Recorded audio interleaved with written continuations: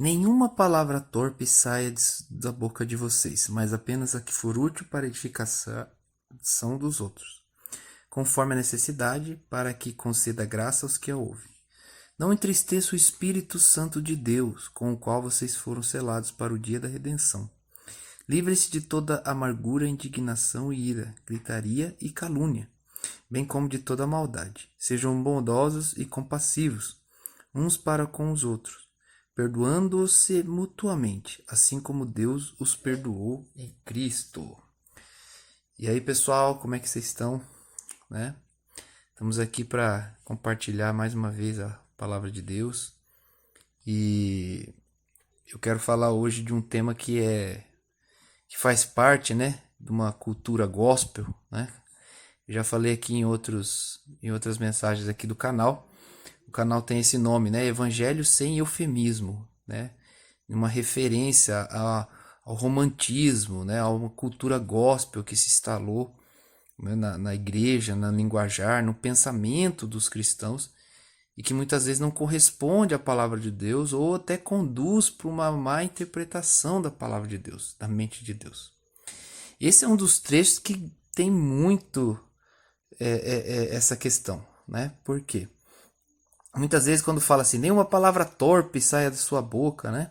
O pessoal sempre leva na questão de falar o palavrão, né? Ou palavra de baixo calão, né? Ou coisa do tipo. Sempre é só nesse sentido, vamos dizer assim. E se você for ver a exegese na época, né? A gente não sabe, vamos dizer assim, se existiam esses palavrões naquela época. Entendeu? Então, não é necessariamente que Paulo está falando do palavrão. Não está falando de uma má palavra. Né? Ele não tá querendo que as pessoas tivessem uma instrução onde elas iriam falar de forma culta, né? De forma correta, o vocabulário da época ali. Né? Interessante que ele estava falando naquela época, onde as pessoas não tinham acesso à instrução. Não era todos que tinham acesso à instrução, a saber ler e tudo mais. Então, ou seja, Paulo não estava falando só na maneira de se expressar na hora de falar. É claro que não. Ele estava falando de uma questão mais profunda. E muitas vezes, por não entender isso, as pessoas vivem hipocrisia. O que é hipocrisia? É aquela máscara, né? Não há uma transformação interior, mas a pessoa tenta mostrar, transparecer que existe aquela devoção, aquela transformação interior. Se você for ver as advertências de Jesus, né, Mateus capítulo 23, e até mesmo quando Jesus se relaciona com os fariseus, saduceus, ele sempre, vamos dizer, ataca diretamente a hipocrisia deles. Ele sempre reprova, né, a atitude de hipocrisia. Agora o pecador arrependido que vinha até ele recebia de braços abertos, né? Orientava para não pecar mais, perdoava os pecados, né? Mas o hipócrita dificilmente encontrava o perdão. Por quê? O estado de hipocrisia ele é um estado muito severo, muito terrível, porque a pessoa ela não encontra erro em si mesma, ela não encontra algo nela de que ela precise de libertação ou de perdão. Então isso não vai gerar arrependimento nela. Então esse é um dos trechos que muito mal interpretado que leva a pessoa à hipocrisia. Então ele fala assim, não fale palavras torpes. Você imagina só, às vezes a pessoa ela não fala o palavrão, né, na frente das pessoas, mas ela é uma pessoa que reclama, que fala mal dos outros, que xinga os outros, que critica, que julga, né? Que expõe o reino de Deus de forma errada para a sociedade. Então, ela é uma pessoa que está falando algo torpe. E se for colocar até na tecnologia de hoje, que não havia na época, né? Então, nenhuma palavra torpe saia da sua boca. Hoje você pode dizer, nenhuma palavra torpe saia do seu teclado de celular, né? Quando você for escrever na rede social, né? Por exemplo. Então, o que a gente está tentando buscar falar aqui? Da verdadeira operação de Deus. Esse dia eu falei numa mensagem, né? Uma live na mensagem na igreja, a gente falou sobre a questão da prioridade da transformação de Deus. Deus ele quer nos libertar interiormente, mudar nossa mentalidade primeiro, dentro de nós. A palavra diz, nem olhos viram, nem ouvidos ouviram o que Deus preparou. Então, ou seja, Deus ele quer operar dentro de nós aquilo que a gente nem imagina. Ele quer transformar nossas intenções, quer transformar nosso caráter, quer nos dar habilidade, capacidade de fazer o que a gente nunca poderia fazer, né? E o fim de tudo isso é transmitir o bem pela força dele, pelo poder dele. Porque se você olha o contexto aqui, você pode perceber, ele fala isso da palavra torpe sair da boca, né? Mas aí ele fala, vocês têm que falar palavras que sejam úteis para a edificação dos outros, né? Conforme a necessidade, para que conceda graça aos que o ouvem. Gente, a graça de Deus é um dom de Deus. Efésios 2 fala que pela graça somos salvos, mediante a fé. E isso não vem de nós, é dom de Deus. Então ele está falando que eu tenho que dizer palavras que conceda graça, um dom que é de Deus para os outros. Ou seja, não é minhas palavras que vai conceder graça para a pessoa. Se eu não consigo graça nem para mim, como é que eu posso transmitir de mim mesmo para outra pessoa? Ou seja, não é eu falar bonito, não é eu ter uma linguagem bonita, ausente de palavrões, não é eu ter uma pregação bonita ou expor bem as minhas ideias. Não é isso que vai conceder graça às pessoas. Vocês estão entendendo o que eu quero dizer? Então, aí continua, né? Não entristeça o Espírito de Deus, o qual vocês foram selados para o dia da redenção. Gente, que capacidade que há em nós em agradar o Espírito de Deus, a pessoa de Deus. Que qualidade que há em nós, que habilidade que há em nós. Em nós só há carne, só há desavença, só há pecado. Jesus Cristo teve que morrer pelos nossos pecados. E como que eu posso dizer, eu vou fazer algo que eu não vou entristecer o Espírito com a minha força? Não, ele não está falando disso. Né? Chego lá. E depois ele fala, livrem-se da amargura, da indignação, da ira, né? Gritaria, calúnio, bem como toda maldade. Ou seja, está falando coisas impossíveis ao ser humano. É impossível o ser humano se livrar disso. Se livrar da ira, por exemplo. Se você for olhar o Velho Testamento, a mente de Deus, Deus criou a lei das cidades do refúgio, que consistia no quê? Onde uma pessoa que matava a outra acidentalmente, ela podia fugir do vingador da vítima. Ela podia morar em outra cidade, que chamava-se Cidade do Refúgio. E o vingador da vítima não podia entrar nessa cidade para matar a pessoa. Né? A pessoa tinha que ficar um tempo lá, cumprir um período lá dentro dessa cidade para cumprir essa lei. Por quê? Qual era a intenção de Deus? Nada do que Deus estabeleceu em sua lei foi por capricho, mas sempre tinha uma intenção. E na intenção de Deus você vê a misericórdia, o amor de Deus para com o homem. A intenção de Deus era o quê? Aplacar a ira de alguma forma externa, aplacar a ira do vingador, porque não havia como uma pessoa se livrar da ira. Não havia como uma pessoa se livrar do sentimento de vingança de um parente que foi morto. Então a única forma de aplacar a ira, né, de minimizar o dano, vamos dizer assim, era Deus criar essa lei da cidade do refúgio. Então é como se Deus falasse, já que o ser humano estamos desligados, né, o Espírito Santo não podia habitar numa pessoa, essa porta só foi aberta quando Jesus morreu, ressuscitou. Ele abriu essa porta para nós, o lugar secreto do jardim de Deus foi aberto para que a gente tenha acesso a ele. O Espírito Santo pode vir em nós, realizar uma obra, fazer uma edificação na nossa vida, arrancar o que é de errado. Naquela época não podia. Então, o que aconteceu? Deus foi e criou essa lei da cidade do refúgio, para que houvesse pelo menos uma saída esporádica, né? Um paliativo para essa questão da ira. Tá bom? Então ele fala, livre-se de amargura, indignação, ira, gritaria, calúnia, bem como de toda maldade, né?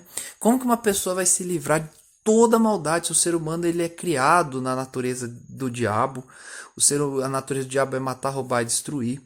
O ser humano tem em sua programação a tendência para a incredulidade, a tendência para a rebeldia, a tendência de não acreditar em Deus, a tendência do pecado, de manipular o outro, de ser egoísta, de ser egocêntrico, né? De ser independente de Deus. O homem tem todas essas tendências. E aí ele vem e fala, livrem-se de toda maldade, né? Então ele fala, aí outro ponto na relação com as pessoas, sejam bondosos, compassivos uns para com os outros, perdoando mutuamente. Aqui ele não fala nem o tipo de perdão, ele fala perdoar, tem que perdoar tudo. Você tem que ser perdoado pelas pessoas, as pessoas têm que te perdoar, é perdão mútuo, né? Assim como Deus os perdoou em Cristo. Então, ele está dizendo coisas impossíveis. Paulo está falando de coisas impossíveis ao ser humano. E o que isso significa? Que ele está falando muito além da cultura gospel, de não falar palavrão. Ele está falando da pessoa se entregar ao Espírito Santo para que haja uma transformação dentro dela. É disso que está falando. Então muitas vezes a pessoa é hipócrita, né? Igual aquele cristão que é hipócrita.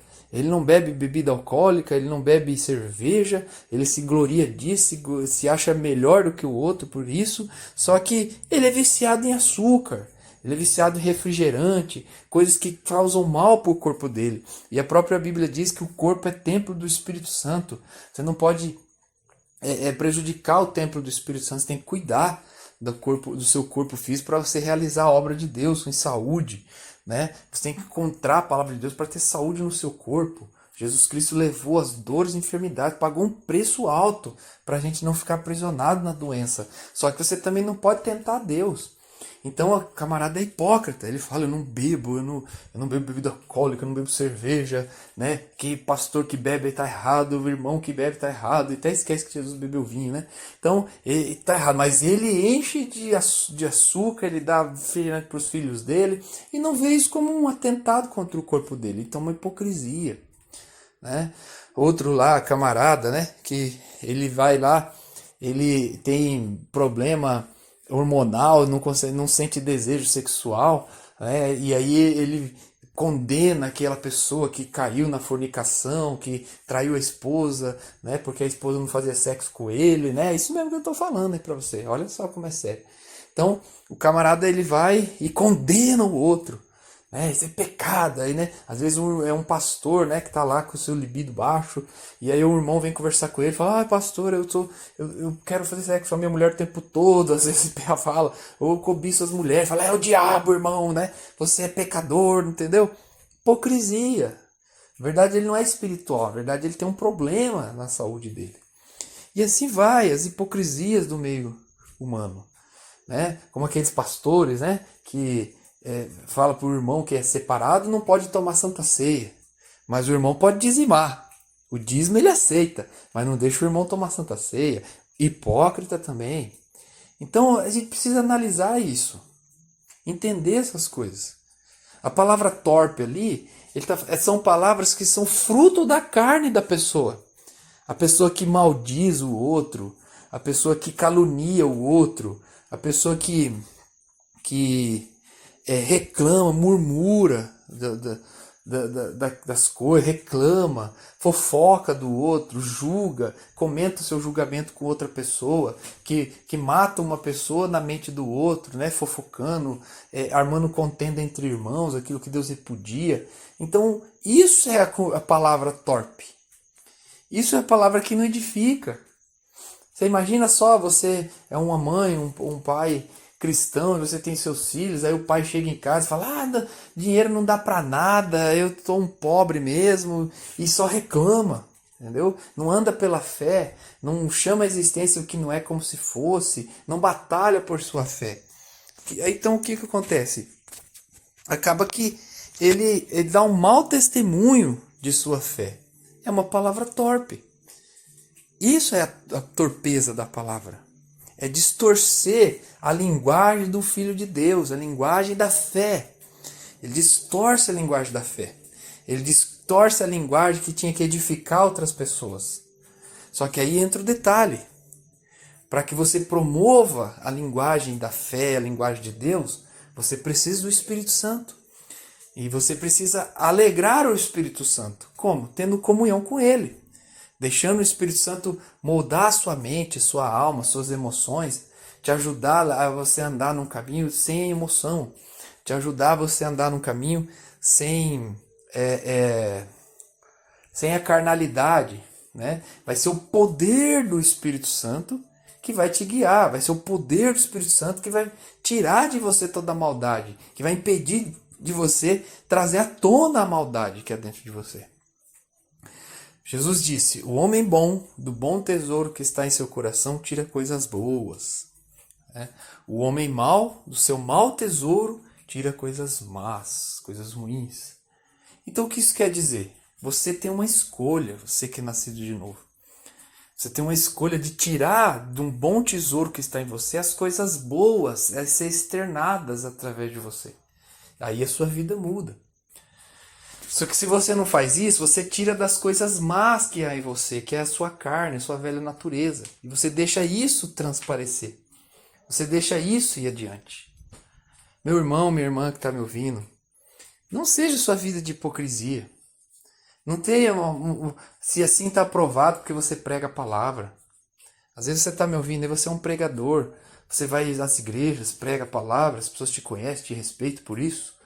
Só que no dia a dia você é ávido para falar mal do outro, para publicar em rede social que você é melhor porque faz, ou o pastor tal é errado porque não faz.